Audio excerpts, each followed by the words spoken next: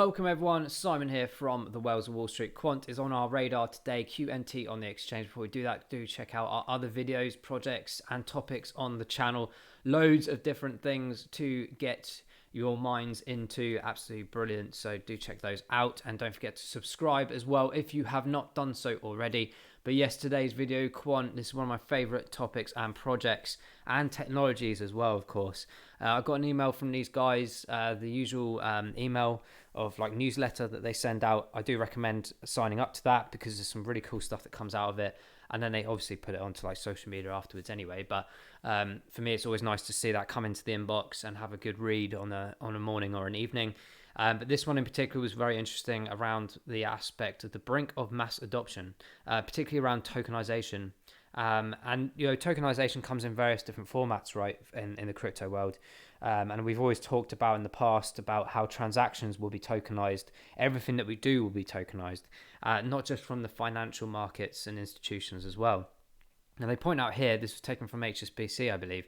Last year, the global tokenized market was 2.3 billion. And by 2026, they expect it to be 5.6 billion. This is absolutely phenomenal growth, really. And shows you the absolute power and magnitude of blockchain and technology in this space in general, of how much it can grow in this short space of time. It's already grown so much, obviously, since the early days of Bitcoin in 2007.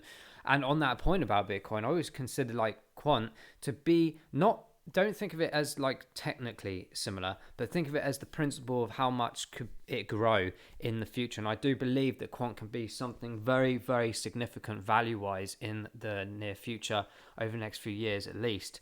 And it's going to be absolutely exciting to watch that development. And we've already seen like Quant go up to really good high numbers, right? But I think once it gets more awareness and people understand it more, and also as we enter this sort of phase of CBDCs, particularly by 2025, I think these big powerhouses are going to absolutely storm it. And we've also got to remember with the likes of Quant being heavily involved with banks around the world already, things like R3 Corda as well, interlacing with other projects that we cover like Zinfin, for example, Algorand, and loads of other ones as well. We know that they are also working with the Digital Pound Foundation also as well, from probably an advisory perspective at this stage. But the technology's there, the oracle's there, the cloud's there. It's absolutely phenomenal, guys. And they're pretty much boasting like what's to come. And this is part one. I'm really looking forward to seeing what part two is, because this is full of some really interesting information already about how the global market's going towards things like NFTs and tokenization. And I've always said, don't think always as NFTs as just pieces of art or images. There's so much application to NFTs. Everything you can possibly think of that has a value that is not one-to-one ratio can be an NFT. Products, physical products that can be converted from digital purchases, things that you use in games, things that you use in the metaverse, things that you can use simply from transportation, medical, everything and anything. I always talk about the algorithm and data and AI for the years to come, powered by blockchain. Everything that you do will be tokenized, everything as a transaction. And we've gone through those kind of points so many times. Even things like drone movements, harvesting, seeding farms automatically based on the algorithm of supply and demand data of food, and in terms of produce around the world, right? And how many things have you taken out of the fridge, they need to be replaced, and it's all automated. Every single piece of movement and thought process is going to be tokenized. So this is really exciting to see the likes of Quant talking about this, because I think people take it even more seriously when they read things like this. And as I said, Quant, in my opinion, along with some of the other top projects, are still under the radar. They're not talked about. They're not like shilled as such. And I don't think they need shilling, because when people read about them or understand them or know about them, there's no need to do this. We're not in an immature state with some of these projects. This is one of my top 5. And I love to hold this one. I love to accumulate this one. And we'll go into the price points in a second anyway, because this is quite interesting as well at the moment. But yeah, for me, this is an absolute powerhouse. This is like a really big, awesome potential for some really powerful gains over the next few years. And a couple of other things. I want to point this out because I'm always a believer of big education and stuff like this. I think this is brilliant. Over 2,000 people took part into the course with King's College London on Overledger, the world's first blockchain agnostic API gateway. I think this is brilliant, and I love that Quant's getting involved with this. It's trying to educate and lead. It's trying to build the next generation of people coming across to blockchain and the technology that's behind it. And the more expertise, the more leaders we get into this, the more powerful these kind of projects are going to be, guys. It's going to be absolutely brilliant. In fact, actually, Quant is trending. Can you believe it? Of all the times that this could come out, of course, this is being talked about because of the price point. In fact, let's jump into that point because that kind of guides in. I'm assuming that's why it's mainly trending. So we've got Quant here on the chart. Again, as I said, it's quite fascinating because Quant has had some really big moves over the last few months, right? We followed it upwards. We were buying Quant down at here at $45. I was buying it at $80 as well. And it's shot all the way up here, guys, to around about $228, 465% gains. But since this point down here, up here, we've had a significant drop of 50% to the current marker.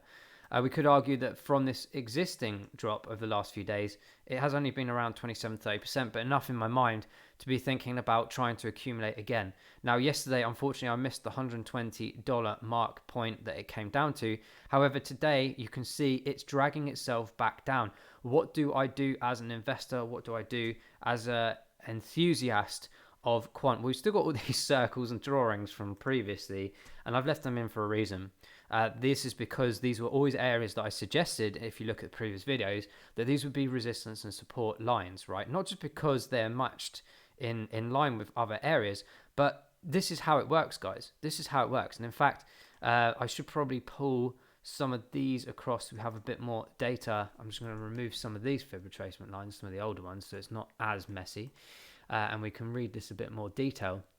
And I'm just going to take this recent top point here at this top level, and I'm just going to drag it down to one of these lower regions back down here as well, so we can start seeing a bit more of the storyline here. As you can see, ironically, we pinpointed to this area, so this is taking one of the most recent low points and the highest point recently as well, and you can see that it's barriered itself here as resistance. So we're approaching this line again. This will really decide what happens in the next 48 hours. What's going to happen with FTX further? What's going to happen in general in the crypto space in the next couple of weeks? Are people getting fed up? Are they pulling out because they're scared? Are they moving their money around to other things? Are they following money elsewhere? I know a lot of people jumped into FTX yesterday. I'm not doing that personally. I've got this kind of like feel of Luna vibe. I'm not saying that they're going to completely run away with it, but it's so unstable. I don't have the capacity or the time to monitor it enough or put limit orders in for me to play that game. So for me personally, I'm just looking at all the assets that I hold currently, and the ones in particular, like my top 5, for example, ones that I can accumulate more of and stabilize those in my portfolio a bit more as well. So we're matching pretty much bang on, first of all with this fib line that we just mentioned, but also back here in historic data that we saw in August, early August, guys. And we pull it back here, we can see the data back here as well in March 2022. It's all in a nice fine line.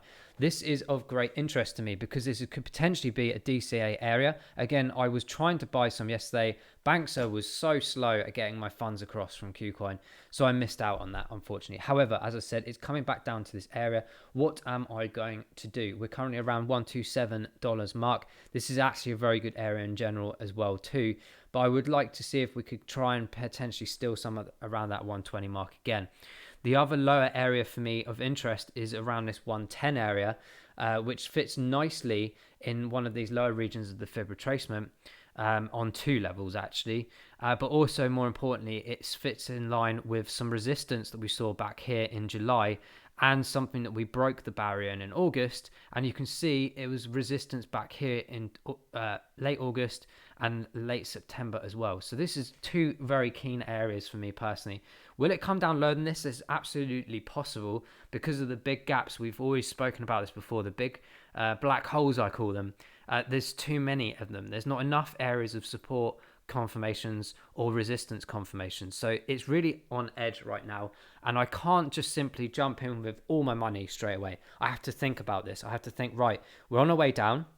As some people say, like drop the knife and it's just falling and falling, right? We don't know where that bottom is. So I always wait for a bit of retraction. I didn't take any advantages of the quant retraction yesterday because I was focusing more on things like H-bar and Algorand in particular last night. They're the only 2 that I was really focusing on. And I'm keeping my eye on things like EWT and stuff as well for any further drops because the values are quite significant in the drops that are seen there, similar to quant here right now. So right now I'm thinking about the stabilization. If it comes back down to this area, as I said, it's going to be trying to resist this previous point here. it's going to be trying to resist this area here as well that we saw in early October. So we play this game of DCAing, and that's what I've done. I put limit orders here at around 123, 124, and I've got one here at around 111, and also at the 104 area too. Actually, my buy order is at 122, for this area in particular, just hovering over the 120. So it could bounce in and out of that over the next day or two. We'll have to see. But this is where I'm seeing Quant coming and playing about with for the next few days. The market here, as we can see on the volumes, is not great looking, but you've got to anticipate that we were up in those mid regions of $200 only a few weeks back. It's understandable that people are taking profits. They're also waiting around a bit to see what any other reactions were, where they're going to be more gains. I sold, as you guys know, relatively high. I missed the really, really high point, but I was still happy with my gains that I got from those $40 initial investments. And we see on the RSIs, more importantly, 14-day is at 31. This is very low for a massive, huge project. It's now on 30.96. 28-day 43. This is very low on the longer scale as well. I would like to see that 90 come down to around 47, 45. That's going to take a bigger kick than it's doing right now to come down. However, on a month scale and a couple of weeks gain scale, this is getting more and more exciting for me as a buyer, right? So I have to keep an eye on this. I'd love to see Quant come down sub 100 again, because that would be an absolute steal. Whether we do that or not is another question. But as I said, the data behind this right now suggests that that is an absolute possibility because of the big gaps we've had in data and information on the chart. So we've got these different areas. I will have to say that I do always have a buy order at $87, by the way, in Quant. I've always got that there for the long run. I don't care if it stays there forever. It's always going to be there. But yeah, those two are my immediate areas, and we're coming in. We're actually approaching the 120 mark as we speak.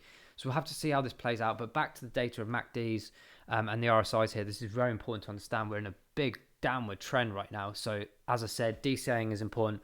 Also, just be patient. Don't go with emotion and being scared that, oh my goodness, it's right down here, I'm going to miss it. And also plan ahead, like I didn't do yesterday. I didn't have any funds into the QQuant exchange in particular, which is where I buy Quant mostly. And it was taking ages to come through. And I missed out on some of the algo points and the HBAR points as well. But the market has dropped down again today, so it's like a second chance. It's a bit quieter, it's a bit calmer. The transactions seem to be going through a bit quicker through some of these on-ramp systems.